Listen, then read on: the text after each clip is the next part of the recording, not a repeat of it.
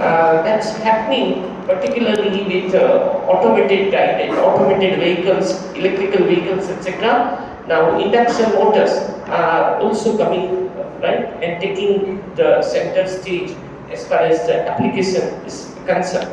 The mechanism is slightly different, but the construction-wise, it's somewhat similar to the DC motor. Okay, and now let's try to see some simple right, ideas about how do we use solenoid operation.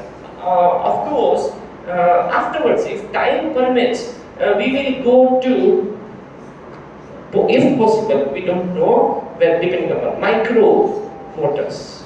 Okay, so this is useful for a few tens of or hundreds of micrometer, right, movement, etc., or even less. It can go even up to nanometers order, right? Displacement. Very precise displacement should be possible, which is not so easy to derive with the inertia available with this, right? First four different types of motors. And that's why this is micromotors are also there. Now coming back to millimeter order translatory motion. Okay, we have already seen these examples indirectly in terms of solenoid operation. So basically, this is the coil, and there is an armature, and when the coil is excited, the armature movement is captured. So armature movement can be in terms of armature moving out or in, right in the coil, or it may be displacing a disc type armature, either it will come nearer or away, etc. So here you can see that this is the plunger armature.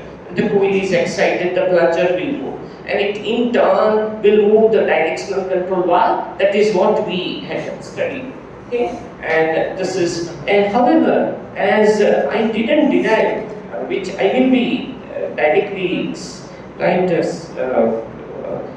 put it on our right Moodle, this thing that the force which acts on this type of system, or force which can be developed using the current passing through this coil, unfortunately depends upon this displacement as well.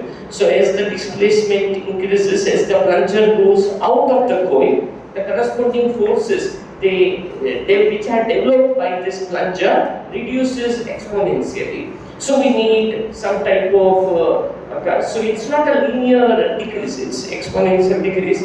So we try to use a very small right part of this right system. Maybe just with this picture here, just trying to describe. So this is the stroke, plunger stroke in millimeter, and this is the force. Now this is one example I have taken from a reference paper. We can see that as the stroke changes, rather plunger comes out from the coil, the force which is developed by this plunger reduces. So indirectly, we can see that if I want to operate in a few millimeter range, I may be able to use a linear part of it, but it's not over the whole range of operation.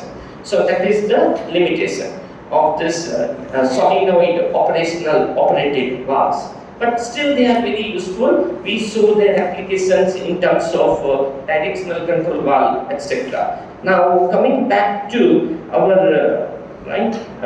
DC motors, okay? Direct control DC motors, direct current motors or DC motors, the operational features, right? How does it work?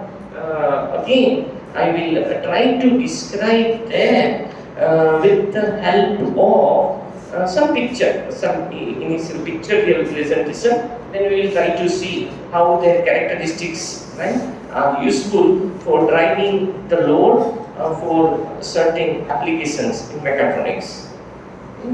So, if you are considering that DC motors, the basic principle is based on the Lorentz law. Okay, so So this is the coil. Okay, this is the coil.